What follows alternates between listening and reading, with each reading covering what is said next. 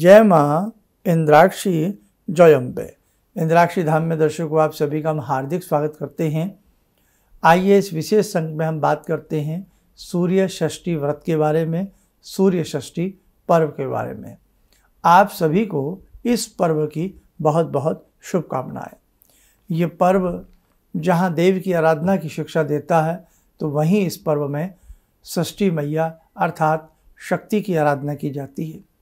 बिहार प्रांत में इस पर्व को बड़ी धूमधाम से मनाया जाता है और अब तो बिहार में क्या, विश्व में इस पर्व को बहुत सुंदर तरीके से मनाया जाने लगा है। और कितनी बड़ी बात इस पर्व में हमें संदेश मिलता है कि अक्सर जो भी पर्व होते हैं उसमें हम किसी विशेष देवी देवताओं की पूजा करते हैं, लेकिन इस पर्व में हम भुवन भास्कर भगवान सूर्य, भगवान सविता देवता की भी पूजा करते हैं और उधर महाशक्ति षष्ठी मैया की भी पूजा करते हैं। इस व्रत से पुत्रों के स्वास्थ्य की रक्षा होती है, पुत्र की मंगल कामना पूर्ण होती है और जिस घर में संतान नहीं होती उस घर में भगवती की कृपा से संतान का आशीर्वाद प्राप्त होता है और जिस घर में संतान निरोगी रहती हैं उनके स्वास्थ्य की मंगल कामना भी भगवती छठ मैया की कृपा से प्राप्त होती है। और उसी के साथ साथ अपनी संतानों के लिए, पुत्र हों पुत्री हों, अपनी संतानों के लिए दीर्घ मंगल कामना के लिए, यशस्वी के लिए, विद्या के लिए, यश के लिए अनेकों प्रकार की कामनाएं भगवती जगदम्बा की कृपा से पूर्ण होती हैं और भगवान सूर्य की कृपा से पूर्ण होती हैं। पंचमी तिथि से ही भगवती षष्ठी का आगमन घर घर में प्रारंभ हो जाता है। बहुत सारे रीति रिवाजों को निभाते हुए जब छठ तिथि आती है, यानी कि 7 नवंबर की छठ तिथि है, तो मध्य काल से ही गंगा जी के किनारे, किसी शुभ सरोवर के किनारे सभी घर के सदस्य टोकरी में, डलिया में, सूप में सारी पूजा के मिष्ठान, फल आदि, दीप धूप रख करके पहुंच जाते हैं और गंगा का घाट की छटा अपने आप में देखने में ही निराली होती है। संध्याकालीन जब घाट पर वो दिए जगमगाते हैं तो एक अलौकिक छटा अपने आप में अपनी आभा छोड़ देती है और इसमें पूजा विशेष रूप से की जाती है। सूर्य भगवान को संध्या का अर्घ्य भी दिया जाता है और बहुत तो इतनी तप तितिक्षा होती है कि उधर से ठंडी का मौसम हो जाता है, ठंड का समय हो जाता है। जल में खड़े रह करके बहुत लोग रात्रि पर्यंत, हमारी माताएं बहनें रात्रि पर्यंत उसमें अपने अपने हिसाब से मंत्रों का जप करती हैं और सूर्य नारायण की कृपा पाने के लिए रात्रि पर्यंत जप तप की व्यवस्था बनी रहती है। तो ये बहुत बड़ा तप होता है, बहुत बड़ी तितिक्षा होती है। और उसी के साथ साथ जैसे ही छठ तिथि में हम ये सारी पूजा पाठ करते हैं और जैसे ही सुबह प्रातःकाल छठ के बाद जो सप्तमी तिथि आती है, जैसे ही सप्तमी तिथि में क्षितिज में लालिमा लहराती है, उसी समय जय जयकार प्रारंभ हो जाती है, भगवान के जय जयकार प्रारंभ हो जाती है। मंगल गीत, मंगल दोहे अपना स्थान बना लेते हैं और उसी के साथ साथ जैसे ही भुवन भास्कर सूर्य नारायण अपनी प्रथम छटा बखेरते हैं, अपने प्यारे प्यारे दर्शन देते हैं, वैसे ही सूर्य भगवान को अर्घ्य दे करके, धूप दीप दे करके इस व्रत की पारणा की जाती है। तो रात्रि पर्यंत जो जागरण होता है, जब तप होता है, वो अपने आप में अद्भुत होता है। और षष्ठी तिथि में ही भगवती छठी की भी बहुत लोग मिट्टी की, गोबर की अपने अपने हिसाब से मूर्तियां बनाते हैं और जैसे ही सुबह, अगले दिन सुबह सूर्य आदि का पूजन करके उन मूर्तियों को पूज करके उनका भी विसर्जन कर दिया जाता है। इसमें ठेकुए का प्रसाद बड़ा प्रचलित है, जो गुड़ और शुद्ध घी से निर्मित किया जाता है और कई बार उस पर सूर्य नारायण की चित्र भी अंकित कर दिए जाते हैं और डलिया में फल फूल, मिष्ठान, नवीन जो भी ऋतु फल होते हैं वो समस्त प्रकार के उसमें रख करके वो नारायण को अर्पण किए जाते हैं। एक ओर सूर्य भगवान की कृपा इसमें प्राप्त होती है, वहीं दूसरी ओर महाशक्ति के दर्शन होकर के भगवती की जगदम्बा की कृपा घर घर में बरसती है। और इसमें आप एक काम और कर सकते हैं, जो छठ मैया का विशेष मंत्र है उसे आप पढ़ें और इसी के साथ साथ जो षष्ठी देवी का स्तोत्र है वो पढ़ना भी बहुत शुभ होता है। तो आइए आप षष्ठी देवी का मंत्र नोट कर लें और वो स्तोत्र भी, उसकी 1-2 लाइन हम पढ़ करके बता देते हैं। वो आपको हमारे ही चैनल में हमने जो नीचे की ओर सारी बातें उसमें दी होती है, जहाँ कमेंट्स बॉक्स में जा कर के उसमें आप देख सकते हैं, डिस्क्रिप्शन में जा कर के वहाँ आपको ये पूरा लिंक मिल जाएगा और उससे आप जो छठ देवी का मंत्र है, स्तोत्र है, उसको आप कॉपी भी कर सकते हैं। तो पहले आप अपनी स्क्रीन के ऊपर छठ मैया का षष्ठी देवी का मंत्र देखें। मंत्र नोट करें, ओम ह्रीम षष्ठी देव्यै स्वाहा। बहुत आसान सा मंत्र है, सभी पढ़ सकते हैं। ओम ह्रीम षष्ठी देव्यै स्वाहा। इसी के साथ इस स्तोत्र की मैं ऊपर की 2 लाइनें पढ़ देता हूँ, वो आप देखें। षष्ठी देवी स्तोत्र। नारायण उवाच। नारायण ने कहा, स्तोत्रम शृणु मुनि श्रेष्ठ सर्वकाम शुभावहम वांछा प्रदम च सर्वेषाम गूढ़म वेदेषु नारद। तो ये स्तोत्र है, ये आपको हमारे इसमें लिंक में मिल जाएगा, कॉपी कर सकते हैं। और यदि आपसे स्तोत्र ना पढ़ा जाए तो केवल बेटा जो षष्ठी देवी का मंत्र है उसे पढ़ सकें। और जहाँ कहीं संतान नहीं है या हमें पुत्र की इच्छा है तो इस व्रत से ही षष्ठी देवी का ये मंत्र, इस मंत्र की प्रतिदिन 3 माला की जाए तो हमें बहुत ही कृपा, हमें भुवन भास्कर की भी प्राप्त होगी और हमें षष्ठी मैया की भी कृपा प्राप्त होगी। प्रतिदिन इस मंत्र की 3 माला ओम ह्रीम षष्ठी देव्यै स्वाहा 3 माला प्रातःकाल सूर्योदय के समय से कर लिया करें। अपने पूजा बाड़ी में, देववाड़ी में बैठकर ही इसे कर सकते हैं। और जिस घर में संतान निरोगी रहती हैं तो भी इस मंत्र को लगातार कम से कम 3 माह या 6 माह करने से षष्ठी मैया की संपूर्ण कृपा प्राप्त हो जाती है। तो बाकी तो देखो भैया, अपने अपने प्रांत की सारी चीज़ें होती हैं, लेकिन हमें सबको मिलकर के हम प्रतिदिन सूर्य भगवान को जल देते हैं, हम भगवती के अनेकों रूपों की पूजा करते हैं।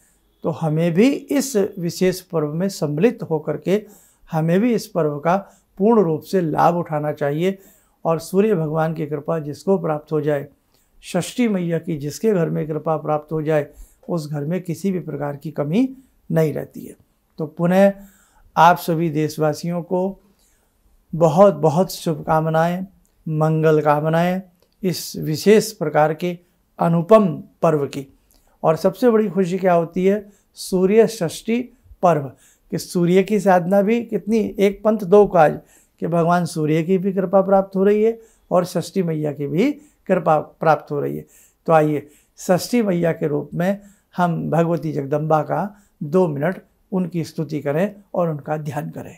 ओम सिंदूरारुण विग्रहां त्रिनयनां माणिक्यमूले स्फुरात् स्तारानायकशेखरं स्मितमुखी भापेन वक्षोरुवां पाणिभ्यामलपूर्णरत्नचषकां रत्नोत्परां बिभ्रति सौम्यां रत्नघटस्थरक्तचरणां ध्यायेत्पराम् अम्बिकां खड्गं चक्रगदेषु चापपरिगान् शूलम्बुशोण्डिं शिरा शङ्खं संदधतीं करे स्त्रीनयनां सर्वाङ्गभूषावृतां नीलास्मद्युतिमास्य पाददशकां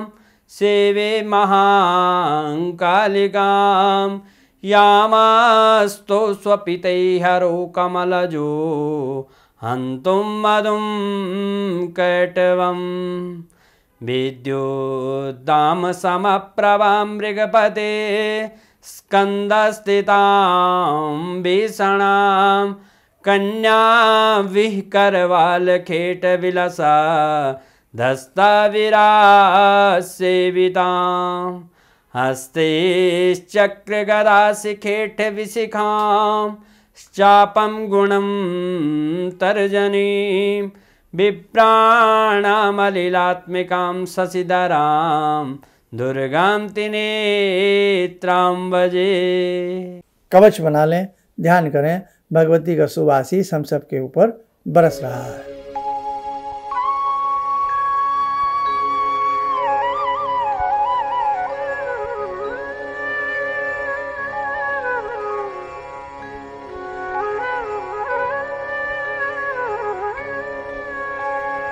ओम बोलते हुए नेत्र खोलें, सामान्य हो जाए।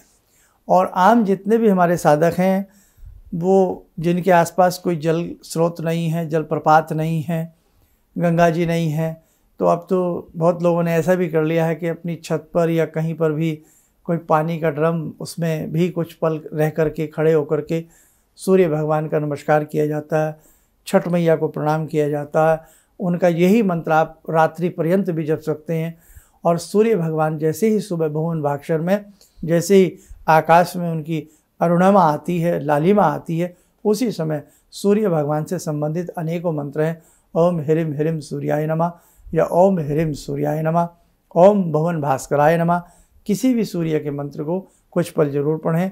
सूर्य गायत्री मंत्र भी पढ़ सकते हैं, गायत्री मंत्र भी पढ़ सकते हैं। और षष्ठी मैया का मंत्र छठ तिथि से ही हम प्रारंभ कर देते हैं। बहुत लोग पंचमी तिथि से ही प्रारंभ कर देते हैं।